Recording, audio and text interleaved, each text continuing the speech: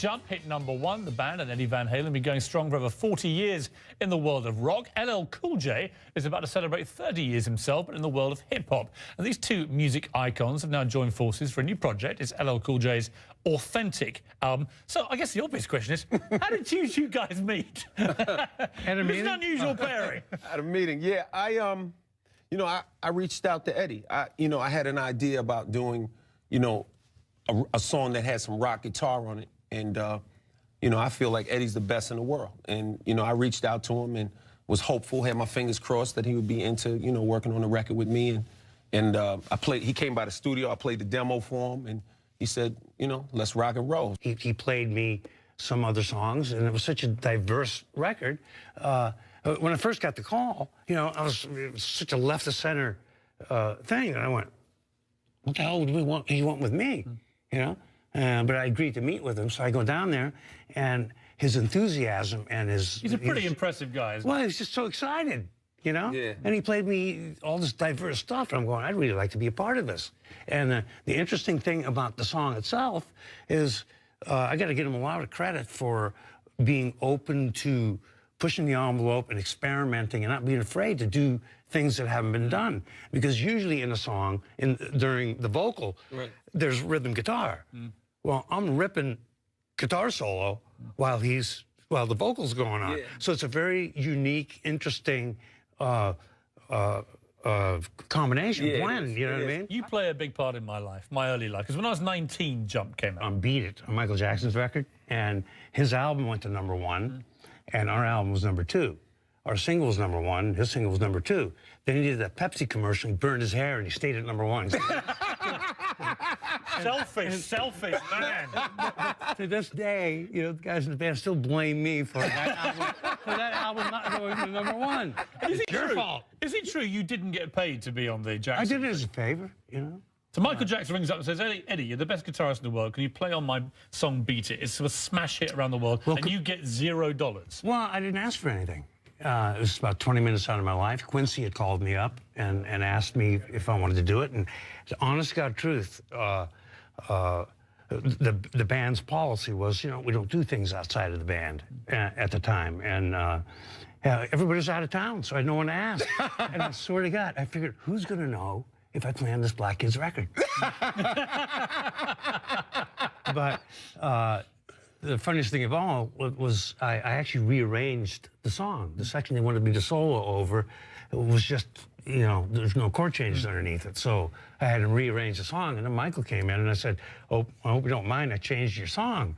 And he listens and he goes, no, I really like that high-fast stuff you do. And that was it. It took about 20 minutes out of my life. What do you feel about what happened to Michael Jackson, the big court case going on at the moment? But, I mean, a really sad end to one of the world's great careers. He was a sweet guy is all I know, He got accused of a lot of things, and he was just, I think, he wanted to remain a kid himself. And I got to spend a lot of time with Mike. We weren't super tight friends, but we were friends, and a couple of times I got to fly with him, and he gave me some good advice. He told me, LL, no matter what you do, never limit yourself. And he also told me that, if they can whistle the melody, then the record can be heard worldwide, and the whole world can rock to it. Or if you can dance. Or if you can dance a little bit. So, What about for people like me that can neither write melodies nor dance? No, but you can listen. You can whistle a little bit. Yeah, guitar guy. Yeah, you might be able to whistle a little bit. You got a little whistle in you. Now, hello. I've interviewed you a few times. I've never interviewed you, Eddie, unfortunately, but I'm delighted to now. Neither one of us have interviewed you. No, we'll leave that for very another time. But the question I've really wanted to ask you since it happened is my favourite story, probably of the last 10 years, was the burglar that broke into your house. That's not the favourite bit. Yeah. Breaks into your house in the middle of the night. You're there with your 4 children, your wife, and you come down and you find this guy. And the reason it's my favourite story was the police statement, which had your real name, James Todd Smith, and it said, Mr. Smith was unhurt after the altercation, and the burglar suffered a broken jaw, broken cheek, broken nose, and broken ribs. Talk about the wrong guy, wrong house. Pick the wrong house. In all seriousness, tell me about that. My alarm went off at 1 o'clock in the morning, and not the alarm, but the entry delay, and I looked, scrolled through it, family room. And I said to my wife, like, family room? I'm thinking maybe my daughters are coming in. So I strolled downstairs in my underwear, you know, just to see what's going on. And I get down there, and this guy comes out of my kitchen at me, and I detained him.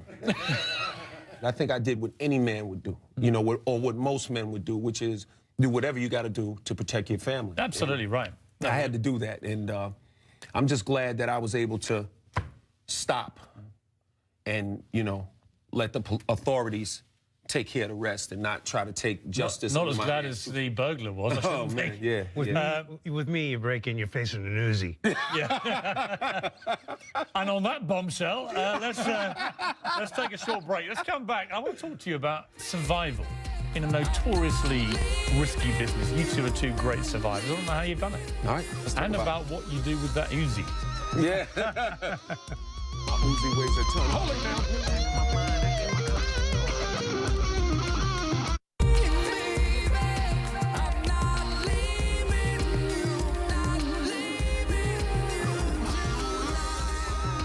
Rock legend Eddie Van Halen, hip-hop icon, LL Cool J, team up for LL's latest album, Authentic. You just heard one of the two songs, Not Leaving You Tonight. So just at the break there, fascinating, we're talking about your son, who's joined you in the band. He's 22, Wolfgang. He's been playing, you said, since he was 10, and you had this eureka moment when you realized the boy had got rhythm. Okay, I bought him a drum kit, and it sat there for a while, you know, and one day I was in the kitchen, and I faintly hear this, and he was doing something that I've never heard any drummer do for one thing with one foot. It had the lope of with 2 feet. But he's doing it with one. So I'm going, who's up there playing? I run up there, and it was him. And he must have been 8, something like that. And so I just went, whoa, you know. But more interesting, though, is the perspective of a different generation that he brings, you know, to the band, and his opinion of our music. Like he's in charge of the set list and you know, our latest record. He said, no, we should do that song. You know, he was the one pretty much in charge. How do you cope with the mantle of, as LL called you, the greatest guitarist in the world? Because many people think you are. Say that again? What? The greatest guitarist in the world. How do I feel about How do you that? cope with that title? Well, I didn't come up with the title. No, he did. Well, I just do my thing, you know? It's like, it's just an opinion. The worst thing for an artist is to be judged by a standard that you don't want to be judged by. In other words, you know, you make a song with Eddie Van Halen and someone's comparing it to a record that is designed specifically for, you know, the barbershop in the hood. You see what I'm saying? Like, it's just, they're different. Like with this project and what we're doing, I wanted to bridge gaps. I wanted to do something that hip-hop hasn't done before in terms of a full album. Like Run DMC worked with Aerosmith many, many years ago, and that was a breakthrough moment. But no one has ever gotten an album and put an album together where they have people like Eddie Van Halen, and they have Seal, and they have, you know, Brad Paisley, and all of these different artists on one record together. That hasn't. Well, talking of Brad Paisley, you know, this furore that erupted over accidental racist. Yeah. What were you trying to achieve? What I was trying to achieve is don't judge a book by its cover. Exactly. It was really that simple. Don't judge a book by its cover, and you know, also we have to get past what happened in the past if we're going to really have a future together.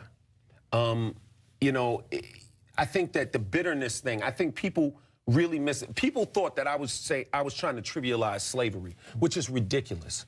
You know, I couldn't, with good conscience, as a black man in America who was born and raised here, just say, okay, that didn't exist and it's all okay, because it's not okay. That's not what I was implying.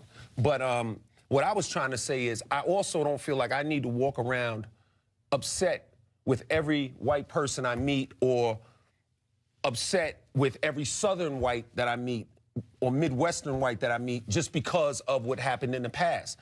There are generational issues, but we have to get past it. And I'll give you an example. When you look at what happened with a kid like Trayvon Martin, you look at the kids that are arrested every day and thrown in prison for no reason, harassed by police for no reason, other than the fact that their clothing is the way it is. I was saying, don't judge a book by its cover. If you want to